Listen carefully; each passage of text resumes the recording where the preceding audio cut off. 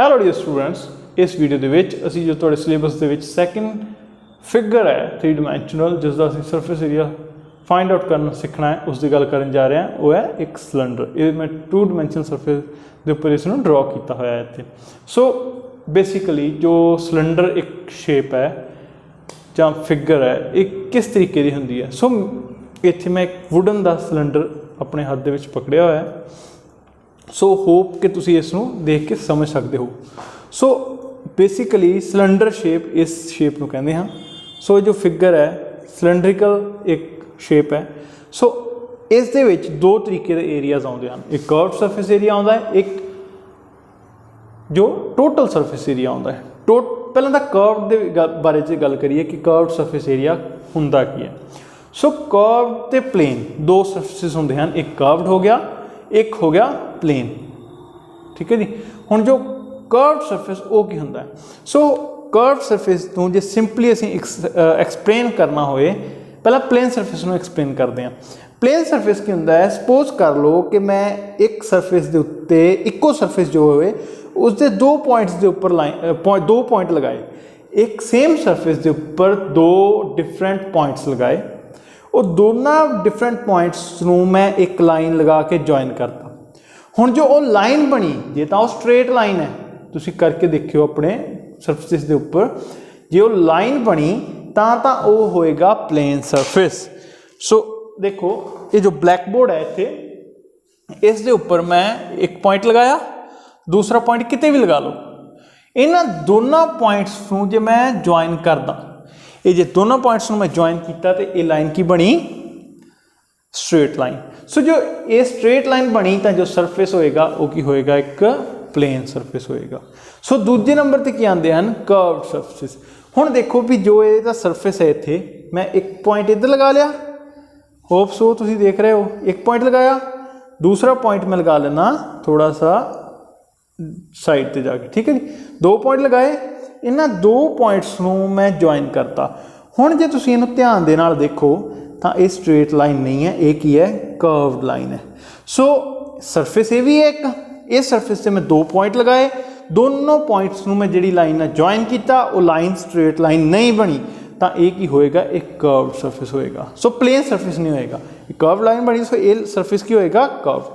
तो दूसरे नंबर पर ये जो ब्लैक बोर्ड है इस दे उपर मैं 2 पॉइंट्स लगाए, दोनों ने ज्वाइन किया लाइन के नाल, तो लाइन स्ट्रेट लाइन बनी तो इस सरफेस की हो गया प्लेन सरफेस। इस तरीके दे नाल जे मैं इस साइड के उपर इस सिलेंडर की उपरली जो साइड है तो थल्ले वाली साइड है, इन्हां दे उपर 2 पॉइंट्स लगा के लाइन ड्रॉ करा तो ये लाइन बनेगी स्ट्रेट लाइन। सो ये प्लेन सरफेस आ गया, इस दे विच एक नीचे वाला। सो 2 प्लेन सरफेसिस हैं, एक कर्व सरफेस है ये सारा। सो जो प्लेन सरफेसिस हैं वो किहड़ी शेप दे विच हैं तुसीं देख सकते हो, ये सर्कुलर शेप दे विच हैं, नीचे भी ते उपर भी। ये सरफेस भी प्लेन, ये प्लेन शेप सर्कुलर, सो इधर भी सर्कल। सो 2 सर्कुलर पार्ट्स होंदे हैं, एक जो है कर्व्ड पार्ट है सिलेंडर दे विच। 3 जगह तुहानूं क्लीयर होनी चाहिए तां तुसीं इसदा जो सरफेस एरिया का फॉर्मूला है उन्होंने तुसीं समझ सकते हो। हुण इस तो नैक्सट तुसीं लास्ट चैप्टर जो लास्ट एक्सरसाइज की सी असीं 13.1 एक्सरसाइज सीगी, उस दे विच जो सॉल्वड एग्जाम्पल सीगियां उन्हां दे विच जो फस्ट एग्जाम्पल सीगी वो सीगी कि एक गर्ल है उसने क्रिसमस सैलीब्रेट करना है तो वह क्रिसमस सैलीब्रेट करने के लिए सेंटा क्लॉज वाला पेपर, उसने जो क्रिसमस ट्री है उसमें एक क्यूबॉइडल बॉक्स के ऊपर प्लेस करना है। वो जो क्यूबॉइडल बॉक्स है उसने सेंटा क्लॉज प्रिंट होया ऐसे पेपर के उपर, उस पेपर के नाल उसनूं कवर करना है। सो जो जिन्ना किन्ना पेपर लगे ये सीगी प्रॉब्लम। सो जिन्ना पेपर लगेगा वो सीगा उस क्यूबॉइडल का सरफेस एरिया। हुण सपोज कर लो कि जो मैं ये कर्व्ड पार्ट है इस कर्व पार्ट नूं एक पेपर दे नाल कवर करना, सो वो की होएगा इस कर्व्ड पार्ट का एरिया हो जाएगा। सो इत्थे तुसीं देख सकते हो कि इसनूं मैं कवर कर दिता एक पेपर दे नाल। सो हुण तुसीं देखो कि इसनूं मैं पूरा कवर कर दिता। सो ये जो पेपर होएगा वो की होएगा इसका कर्व्ड सरफेस एरिया, क्योंकि ये पेपर दे नाल कवर हो चुका। हुण सपोज कर लो मैं जो ये टॉप वाला पॉइंट है इस पॉइंट तो लैके नीचे तक जे मैं कैलकुलेट करा तो वह की आ जाता इसकी हाइट। सो ये हाइट आ गई इत्थे, ठीक है जी। हाइट की आ गई उपर तो लैके इस नीचे तक। सो दूसरी गल जो मैं इसका डिस्टेंस लंबे रुख मापना है, सो नीचे मेरे को किहड़ी शेप सीगी, सर्कल। सो सर्कल का मैं इस पॉइंट तो लैके पूरा जे इन्ना पेपर लगावां तो वह की होएगा सर्कल का पैरीमीटर। सर्कल का हुण जिवें इत्थे लास्ट एग्जाम्पल दे विच असीं पैरीमीटर ते एरिया की एग्जाम्पल समझी सी। सर्कल का पैरीमीटर की हुंदा है, इस पॉइंट तो लैके पूरा डिस्टेंस कंप्लीट। सपोज करो असीं इस पॉइंट तो मेजर करना स्टार्ट किया, पूरा मेजर किया, फिर इत्थे आ गए तो जिन्ना असीं डिस्टेंस होया पूरा ये की होएगा, इस सर्कल का पैरीमीटर होएगा। सो कहने की गल की सीगी कि जो ये तुहाडा इत्थे एक सिलेंडरिकल शेप दे विच उस क्यूबॉइड नूं कवर सिलेंडर नूं कवर कर रहा सीगा। सो ये जो इसका गोल एरिया होएगा, मतलब इस पॉइंट तो लैके इस पॉइंट तक की लेंथ वो की होएगी जो सर्कल है उसका पैरीमीटर। सो सर्कल के पैरीमीटर का फॉर्मूला की हुंदा है 2πr। ये तुसीं पहला भी पढ़िया है लास्ट क्लासिस दे विच 2πr।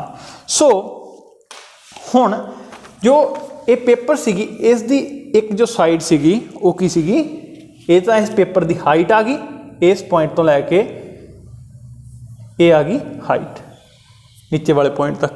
दूसरे साइड पे असीं इनू सीधा कर लिया तो ये पूरी इत्थों लैके इस पॉइंट तक लेंथ की आई सीगी 2πr। सो 2πr। हुण तुसीं एक चीज़ नूं ध्यान दे नाल देखो कि जो ये पेपर है ये किहड़ी शेप का है, ये रिकटेंगुलर शेप है। सो रिकटेंगल का एरिया तुसीं किवें फाइंड आउट कर सकते हो, length multiply by breadth. Last exercise दे विच असीं यही तां कीता कि एडजेसेंट साइड्स नूं आपस दे विच मल्टीप्लाई कर दो। सो एडजेसेंट की साइड है इसकी, एक एच है, एक की है 2πr। 2πr नूं एच दे नाल मल्टीप्लाई कर दिए तो इस पेपर का एरिया आ जाएगा। सो इस पेपर का एरिया की है, एक कंप्लीट जो ये पेपर सी तुहाडा, इस पेपर का एरिया की सीगा एक कंप्लीट एरिया। एक कंप्लीट एरिया रैप्ड सीगा इस सिलेंडर दे, इसनूं कवर करदा। सो सिलेंडर का एरिया की आया, इन्हां दोवां नूं मल्टीप्लाई करके की आया 2πrh। सो जो कर्व्ड सरफेस एरिया सीगा, सो ये की है कर्व है। सो ये जो कर्व्ड सरफेस एरिया सी, ये एरिया कितना आया इत्थे 2πrh। So what is this, this is the curved surface area of cylinder।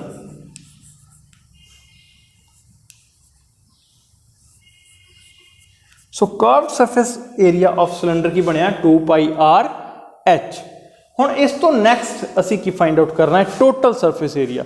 So total surface area की होएगा, जो कर्व्ड सरफेस एरिया होएगा उस दे विच असीं की प्लस करना है एरिया ऑफ जिहड़ियां दो साइड साडे को बचियां, एक ये साइड है दूसरी साइड ये है। कर्व्ड सरफेस एरिया तो असीं फाइंड आउट कर लिया, हाइट मल्टीप्लाई बाय जो रिकटेंगल बनया सीगा जो इसनूं कवर करदा सीगा उसका एरिया, उसकी दूसरी साइड जो कि सीगा सर्कल का पैरीमीटर। सो जो कर्व्ड सरफेस एरिया हुंदा है उसनूं तुसीं देख लिया कि वो होया 2πrh। हुण जो टोटल सरफेस एरिया होएगा वो की होएगा, एक ए वाला circular part plus second part जो कर्व्ड सीगा प्लस थर्ड पार्ट जो ऊपर वाला सर्कल सीगा। सो तिन्ने पार्ट्स के एरिए नूं, सर्कल का एरिया तुहानूं पता है पैरीमीटर तो सीगा 2πr ते एरिया सर्कल का की हुंदा है πr स्क्वेयर। πr स्क्वेयर पहले पार्ट का एरिया प्लस दूजे पार्ट का एरिया 2πrh ते थर्ड पार्ट का एरिया की आएगा प्लस πr स्क्वेयर। सो r ते h की है, r ते h की है, h की है हाइट, इस पॉइंट तो लैके इस पॉइंट तक हाइट। सिलेंडर की रेडियस की है जो इस दे बेस दे इस सर्कल्स हैं इन्हों का radius, that is this. So radius की है, सेंटर वाला जो पॉइंट है इस पॉइंट तो लैके बाउंड्री तक का distance, this is the radius 1, this the radius 2। Radius ऊपर वाला सर्कल तो थले वाला सर्कल दोनों सेम हैं, सो रेडियस दोवां दा सेम ही रहेगा।